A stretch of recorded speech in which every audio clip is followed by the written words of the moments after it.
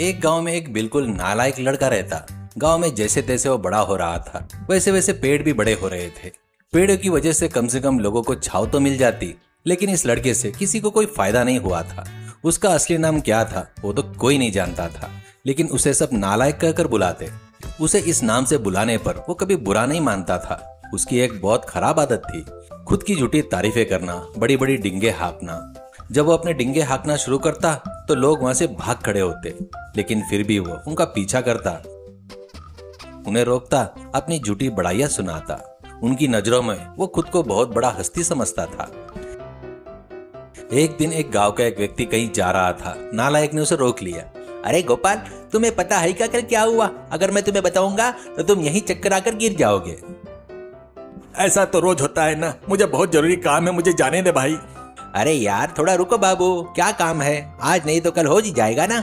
लेकिन आज मैं जो बताने वाला हूँ उसे सुनने के लिए बहुत बड़ी किस्मत चाहिए भाई।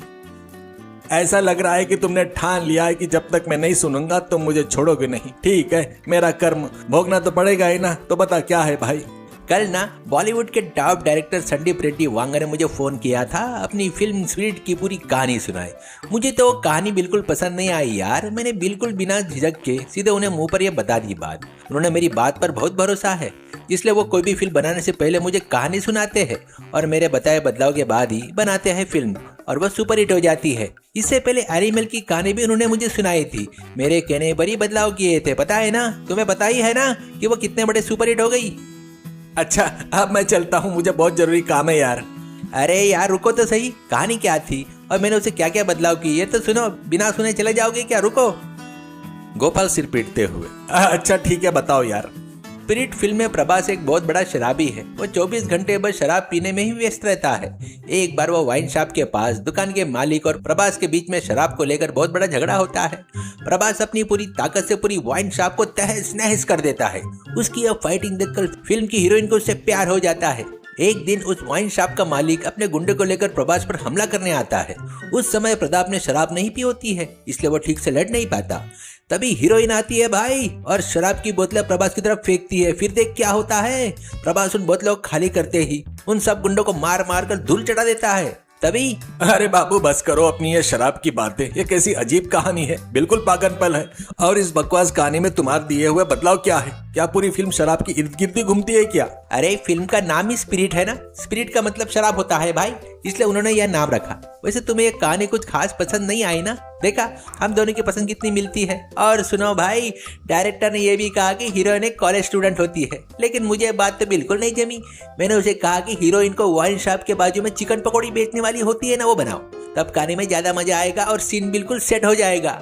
आगे की कहानी सुनो भाई। उस फाइट के तुरंत बाद प्रभास और हीरोइन का एक बहुत बड़ी वाइन फैक्ट्री में सेटअप लगाकर एक गाना शूट होगा। उसके बाद एक लकड़ी उठाकर गुस्से से चिल्लाता है, अगर एक शब्द भी और बोला तो मैं तुम्हारा सिर फोड़ दूंगा। क्या कहा तुमने? उस बड़े डायरेक्टर ने तुम्हें फोन करके कहानी सुनाई और तुमने उसमें बदलाव किए, और मैं इस बकवास पर यकीन कर लूं? सुबह सुबह तुम्हें और कोई मिला नहीं क्या रे? नालायक, इज्जत से यहाँ से गायब होता है या फिर? लकड़ी हवा में हलाता है। नालायक वहां से डरकर भाग जाता है। इस तरह गोपाल को कई बार अपनी झूठी और बकवास कहानियों से परेशान करते रहता। एक दिन जब गोपाल उसके डिंगे सुन रहा था तो उसने मनी मन सोचा, इस गधे को सही समय देखकर सबक सिखाना पड़ेगा। ऐसा सबक सिखाऊंगा कि सारी हेकड़ी निकल जाएगी। एक दिन गोपाल अपनी बाइक से शहर जा रहा था। नालायक ने उसे रोक लिया। अरे गोपाल, कहाँ जा रहे हो भाई? क्या मैं तुम्हारे साथ चल सकता हूँ क्या? गोपाल मनी मन सोचते हुए, हे भगवान, अगर ये साथ आए तो मेरा दिमाग खा जाएगा। देख यार, मैं शहर जा रहा हूँ, वहाँ मुझे बहुत देर हो जाएगी। तुम्हें गाँव में कुछ काम होगा ना, तुम्हें फालतू में परेशानी होगी। मुझे कोई काम वाम नहीं रहता है यार। काम के नाम से मुझे चिढ़ होती है। कितनी भी देर हो जाए कोई बात नहीं, मैं तुम्हारे साथ चलूंगा। तुम मुझे साथ ले चल रहे हो ना, इसके बदले में मैं तुम्हें बढ़िया चिकन बिरयानी खिलाऊंगा, ठीक है ना? चिकन बिरयानी का नाम सुनते ही गोपाल के मुंह में पानी आ गया।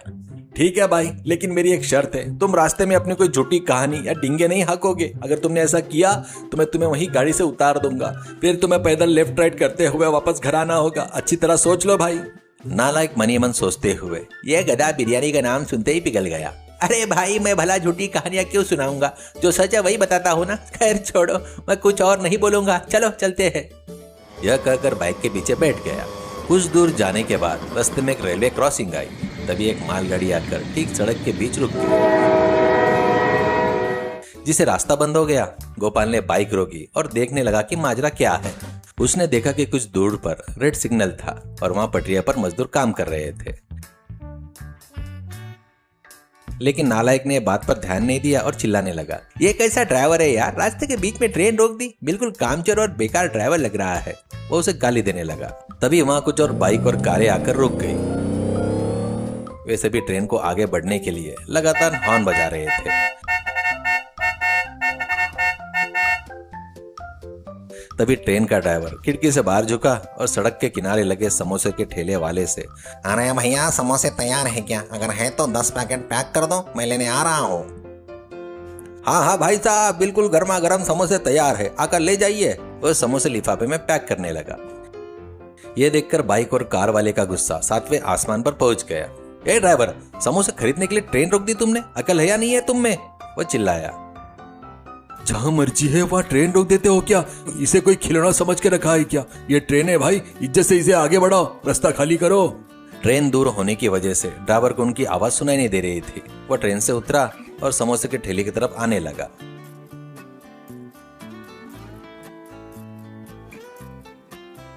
यह देखकर नालायक को बहुत गुस्सा आया। उस ड्राइवर को देखा तुमने? समोसे के लिए पूरी ट्रेन को रोक दी। क्या यह उसके बाप की गाड़ी है? बहुत चर्बी चढ़ गई है उसको ऐसी की तैसी। ऐसे लोगों को सबक सिखाना जरूरी है, इसे छोड़ना नहीं चाहिए। यह सुनकर गोपाल के दिमाग में एक तरकीब आई। हाँ भाई, तुम बिल्कुल सही कह रहे हो, ऐसे लोगों को सबक सिखाना ही चाहिए। तुम एक काम करो, अपने मोबाइल के कैमरे में इसका पूरा वीडियो बनाओ और सोशल मीडिया पर डाल दो। एक झटके में उसकी नौकरी चली जाएगी। सिर्फ यही नहीं, तुम्हारा यह वीडियो सोशल मीडिया पर वायरल हो जाएगा और लोग कहेंगे नालायक कोई मामूली इंसान नहीं है, वो तो नेशनल और इंटरनेशनल स्टार बन गया है। जल्दी चलो, जल्दी करो। उसने मोबाइल निकाला और वीडियो रिकॉर्ड करने लगा। उसने वीडियो में रिकॉर्ड किया कैसे ट्रेन ड्राइवर आया, समोसे वाले को पैसे दिए, समोसे लिए, वापस ट्रेन पर चढ़ गया और अंदर जाकर दूसरे ड्राइवर के साथ समोसे खाने लगा।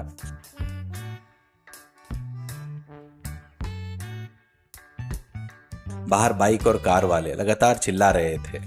तभी थोड़ी देर में पटरियों की मरम्मत का काम पूरा हो गया। ग्रीन सिग्नल हरी बत्ती लग गई।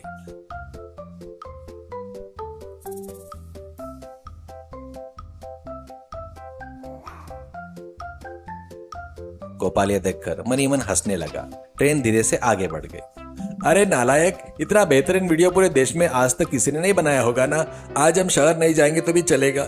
यह वीडियो ज्यादा जरूरी है, इसे तुरंत सोशल मीडिया पर पोस्ट करो और साथ में एक अपना संदेश भी रिकॉर्ड कर लो। चलो मैं तुम्हारा वीडियो बनाता हूँ। वे दोनों बाइक से नीचे उतरे। गोपाल ने नालायक का फोन लिया और वीडियो रिकॉर्ड करने लगा।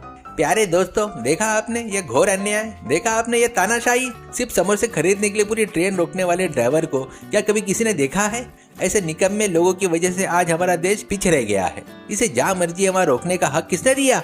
कितनी हिम्मत है इसकी? यह सोचता है कि इसका कोई कुछ नहीं बिगाड़ सकता। लेकिन सुन लो भाई, तुम जैसे लोगों को सबक सिखाने के लिए मेरे पास एक बहुत शानदार इंसान अभी जिंदा है। वह और कोई नहीं, मैं हूँ। और हमारा रेलवे डिपार्टमेंट क्या कर रहा है? सो रहा है क्या? रेलवे मिनिस्टर क्या कर रहे हैं? मेरी मांग है कि इस ड्राइवर को तुरंत नौकरी से निकाला जाए और जब तक ऐसा नहीं होता रेलवे मिनिस्टर को अपना पद से इस्तीफा देना होगा। यही मेरी मांग है। जोर जोर से हाथते हुए उसने वीडियो खत्म किया और पानी पिया। अरे वाह, क्या शानदार बोला है नालायक। मुझे तुम्हारा भविष्य आईमैक्स स्क्रीन पर बिल्कुल साफ दिखाई दे रहा है। इस वीडियो से पूरा देश हिल जाएगा। तुम बस इसे अभी कभी अपलोड कर दो, तुम रातों रात एक नंबर 1 यूट्यूबर बन जाओगे। नालायक खुशी से फुला नहीं समाया। उसने तुरंत वह वीडियो सोशल मीडिया पर शेयर कर दिया।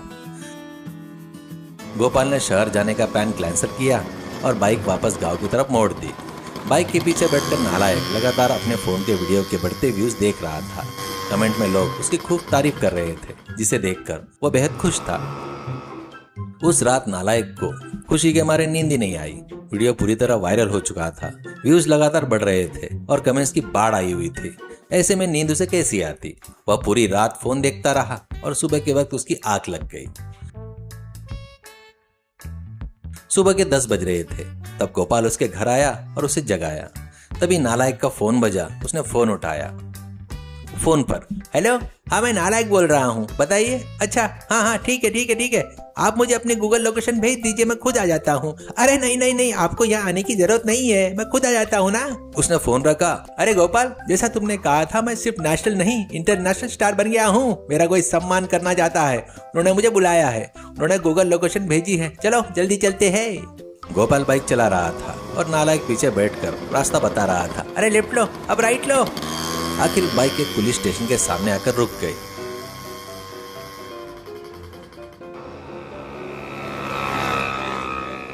नालायक हैरान होकर देखा। अरे यह बाइक पुलिस स्टेशन के सामने क्यों रोक दी? यही सही एड्रेस है क्या? हाँ भाई, यही तो वो जगह है। शायद पुलिस वाले तुम्हारा सम्मान करना चाहते हैं। तुम जल्दी अंदर जाओ, मैं ये बाहर तुम्हारा इंतजार करता हूँ। नालायक गर्व से पैर पटकते हुए पुलिस स्टेशन के अंदर गया। वहां सब इंस्पेक्टर ने उसे देखा। तो तुम हो नालायक बाबू, कल जिसने वीडियो वायरल पोस्ट किया था, वो तुम ही हो ना? नालायक कॉलर ऊंचा करते हुए घमंड से। जी हाँ सर, बिल्कुल सही पहचाना, मैं ही हूँ। अब जल्दी से मेरा सम्मान समारोह शुरू कीजिए, मुझे आगे बहुत सारे काम हैं। अरे नालायक, तुझे पता भी है वो ट्रेन वहां क्यों रुकी थी? ड्राइवर ने ट्रेन के समोसे खरीदने के लिए नहीं रुकी थी। आगे पटरियों पर कुछ खराबी थी जिसकी वजह से रेड सिग्नल था और ट्रेन रुकी थी। ये सब जानने की कोशिश किए बिना तुमने अपनी झूठी कहानी बनाई और रेलवे को बदनाम करने के लिए वीडियो पोस्ट कर दी। और क्या कहा तुमने वीडियो में? रेलवे डिपार्टमेंट सो रहा है, रेलवे मिनिस्टर को इस्तीफा देना चाहिए। ये देखो, आज सुबह ही रेलवे डिपार्टमेंट में अखबार में बयान दिया है कि तुम्हारा पूरा वीडियो पूरी तरह से फर्जी और फेक है। कांस्टेबल, दरवाजा बंद करो, इसका असली सम्मान समारोह अब शुरू होगा। जैसे ही कांस्टेबल ने पुलिस स्टेशन का मुख्य दरवाजा बंद किया, अंदर से लाठियों के बरसने की आवाज आने लगी। नालायक की जोर जोर से चीखने की और रोने की आवाजें पूरी पुलिस स्टेशन में गूंज गई। थोड़ी देर बाद नालायक फटे हुए कपड़े में कहराते हुए लंगड़ाते हुए पुलिस स्टेशन से बाहर आया।